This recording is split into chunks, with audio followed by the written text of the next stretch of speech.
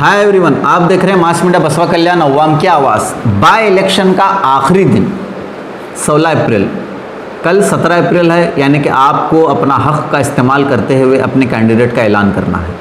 आप जिसे वोट देंगे, जिसकी तरफ मेजॉरिटी का वोट जाएगा, वही बसवा कल्याण का एमएलए बनेगा 1.5 साल के लिए। उसके बाद फिर से 2023 में इलेक्शन होने हैं। आप जब वोट देने जाएंगे तो इस बात को गौर से ये याद रखिएगा कि सिर्फ और सिर्फ ये जो आप वोट दे रहे हैं ये 16 या 17 महीने के लिए होगा।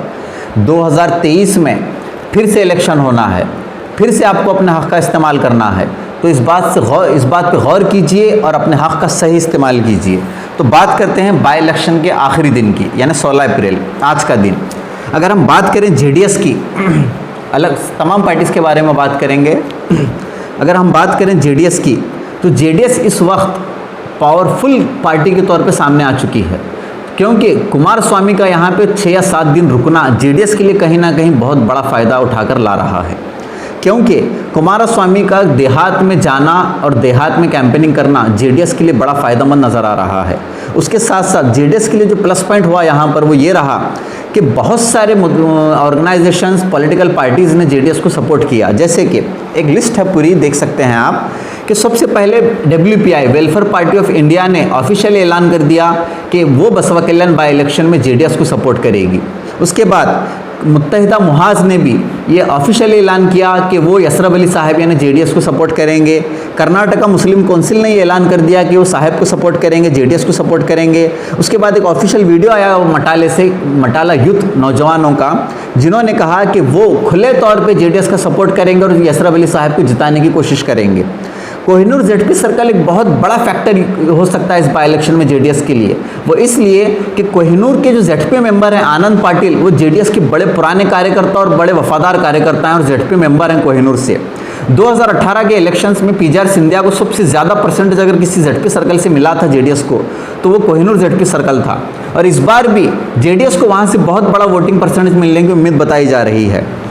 कुमारस्वामी ने एक स्ट्रैटेजी ये अपनाई बसवा कल्याण में आने के बाद कि जहां पर कांग्रेस का गढ़ माना जाता था मुड़बी, जो कांग्रेस का गढ़ माना जाता है मुड़बी जेडपी सर्कल, वहां पर कुमारस्वामी ने लगातार अपनी कैंपेनिंग की, बहुत सी रैलीज की, पदयात्रा की, डोर टू डोर कैंपेनिंग की, जिसकी वजह से मुड़बी जेडपी सर्कल कहीं ना कहीं कांग्रेस के हाथों से छूटता हुआ नजर आ रहा है और जेडीएस की तरफ जाता हुआ नजर आ रहा है। उसके बाद 2 दिन पहले बसवा कल्याण लॉरी एसोसिएशन के जनरल सेक्रेटरी जाकिर मनियार साहब ने इस बात को ऑफिशियली ऐलान कर दिया कि उनका support JDS candidate Syed Yathrib Ali Qadri को जाएगा। उसके बाद जमात इस्लामी ने भी अपना support JDS candidate Syed Yathrib Ali साहब को दे दिया है। अब देखना यह होगा कि इतने ऑर्गेनाइजेशंस, पॉलिटिकल पार्टीज और इतने जेडपी सर्कल्स का सपोर्ट होते हुए जेडीएस अपनी कैंपेनिंग को किस तरह से आगे बढ़ा चुकी है। कुमारस्वामी, बंडप्पा खासिमपुर, उनके एमएलए, उनके कॉरपोरेटर्स, बड़े बड़े नाम कर्नाटक के जेडीएस के लिए काम कर रहे हैं यहाँ पर। तो जेडीएस इस इलेक्शन में बहुत पावरफुल नजर आ रही है। उसके बाद बात करते हैं एमआईएम की। एमआईएम का एक अलग कॉम्बिनेशन अपना चल रहा है। एमआईएम को सबसे बड़ा नुकसान ये झेलना पड़ा कि उनके 3 कॉरपोरेटर बसवा कल्याण में मौजूद थे, काउंसिलर, जिनमें से 2 काउंसिलर कांग्रेस ज्वाइन कर गए, जिसकी वजह से उनको बड़ा नुकसान भुगतना पड़ सकता है। उसके बाद जी एमआईएम की कैंपेनिंग अपने तौर पे चलाई गई। एमआईएम की तरफ से जो असदुद्दीन अवीसी ने एक पब्लिक मीटिंग की थी, वो 12 तारीख को आने वाले थे, वो नहीं आए। उसके बाद 2 एमएलए आए, सिर्फ कौसर मोहिउद्दीन और जाफर हुसैन, सिर्फ 2 ही एमएलए, और पाशा खादरी साहब यहाँ पर आए। 3 एमएलए एमआईएम ने अपने भेजे बसवा कल्याण में। उसके बाद कोई उनके लिए नहीं आया बसवा कल्याण में कैंपेनिंग करने के लिए। अब देखना ये होगा कि एमआईएम के लिए कितना नुकसानदायक साबित होता है। अगर हम बात करें कांग्रेस की, तो कांग्रेस 8 अप्रैल या 7 अप्रैल या 9 अप्रैल से पहले तक बड़ी फीकी नजर आ रही थी, मगर जब बीजेड जमीर अहमद खान बसवा कल्याण आए और उन्होंने अपने हर जेडपी सर्कल में 2 एमएलए, 1 एमएलसी को लगाया, जिसकी वजह से कांग्रेस बीजेड जमीर अहमद खान के आने के बाद कांग्रेस में एक नई जान फूंक दी गई। कांग्रेस की कैंपेनिंग मजबूत हुई, कांग्रेस के कार्यकर्ता बढ़ते चले गए। कांग्रेस इस वक्त अब मजबूत पार्टी के तौर पे इस बाई इलेक्शन में इलेक्शन लड़ रही है। उसके बाद बात करें बीजेपी की। बीजेपी का देहातों में अपना होल्ड है। बसवा कल्याण सिटी अगर हम बात करें अर्बन की, तो बसवा कल्याण में अर्बन में बीजेपी का पूरी तरह से होल्ड नहीं है, क्योंकि यहाँ पर बीजेपी ने किसी भी तरह से कोई रैली नहीं की, कोई पब्लिक मीटिंग नहीं की, लोगों से मिले नहीं। वो सिर्फ और उनका सारा का सारा फोकस देहात पे नजर आ रहा है। अगर हम पूरे इस कंक्लूजन की बात करें तो ये सीधा election BJP versus Congress versus JDS है।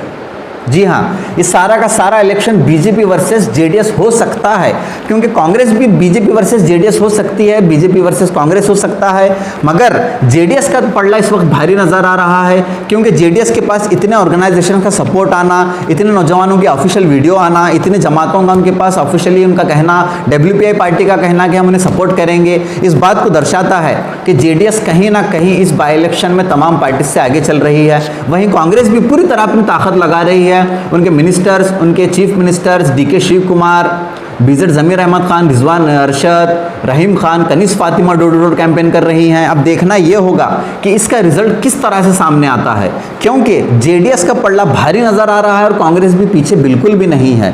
वहीं बीजेपी अपनी पूरी ताकत लगा रही है, उनके chief ministers, deputy chief ministers, party president Karnataka के यहाँ बसवा कल्याण आए हुए हैं, वो लगातार कैंपेनिंग कर रहे थे। ये जो इलेक्शन होगा सीधा सीधा बीजेपी वर्सेस जेडीएस होगा। जी हाँ, कांग्रेस जरूर रेस में है, कांग्रेस बिल्कुल इस रेस में है, मगर ये इलेक्शन जो होगा जेडीएस वर्सेस बीजेपी होगा, क्योंकि जेडीएस के साथ जितना सपोर्ट, जितने लोगों की तादाद नजर आ रही है, बसवा कल्याण की अवाम जेडीएस के साथ नजर आ रही है। यसरब अली साहब की गैर दागदार शख्सियत उनके लिए फ़ायदा पहुंचा सकती है। जी हाँ, यसरब अली साहब की शख्सियत जो गैर दागदार कहते हैं तमाम लोग बसवा कल्याण की, उनकी जेडीएस के लिए बड़ा फ़ायदा एक्स फैक्टर का यूज़ कर सकती है ये। अब देखना ये होगा कल इलेक्शन का पोलिंग होने वाली है 17 अप्रैल को, तो कल किस तरह से जेडीएस अपने आप को उभारती है, कल किस तरह से लोग जेडीएस पे भरोसा करते हैं। तो अब जो 13 या 3 अप्रैल, 3 मई या 2 मई को जो रिजल्ट आएगा 4 मई को, देखना ये होगा कि जेडीएस का जो इतना सपोर्ट मिला है जेडीएस को, जेडीएस इससे किस तरह से फ़ायदा उठा पाई है या फिर नहीं, और कांग्रेस कहाँ तक अपने आप को लेकर पहुंची है, क्योंकि बीजेड ज़मीर अहमद खान ने यहाँ पे कैंपेनिंग में बहुत तेज़ी अपनाई है, वहीं बीजेपी भी कहीं पीछे नज़र नहीं आती। तो ये इलेक्शन जो होगा जेडीएस वर्सेस बीजेपी होगा। जी हाँ, ये इलेक्शन जेडीएस वर्सेस बीजेपी होगा। अब देखना ये होगा कि रिजल्ट के दिन जेडीएस क्या बसवा कल्याण की अवाम तारीख में पहली मर्तबा किसी मुस्लिम को अपना एमएलए पद चूज कर पाएगी, या फिर उसी तरह से अगर इस बार कहीं मुस्लिम एमएलए नहीं बनता तो अगले 30-35 साल तक फिर उम्मीद नहीं है कि बसवा कल्याण में कोई मुस्लिम कैंडिडेट कोई पार्टी ठहराएगी और कोई मुस्लिम एमएलए बसवा कल्याण में बनेगा। अगर जेडीएस यहाँ पर अपनी ताकत का मुजाहरा करते हुए इलेक्शन जीत जाती है तो बसवा कल्याण की तारीख पूरी तरह से बदल जाएगी, और एमआईएम दलित, मुस्लिम और SC/ST कॉम्बिनेशन लेकर आगे चल रही है। अब देखना ये होगा कि बसवा कल्याण की अवाम किसे अपना वोट देती है और किसे इख्तियार में लाती है। तो इसी तरह की खबरों के लिए बने रहिए हमारे साथ और देखते रहिए मास मीडिया बसवा कल्याण अवाम की आवाज़।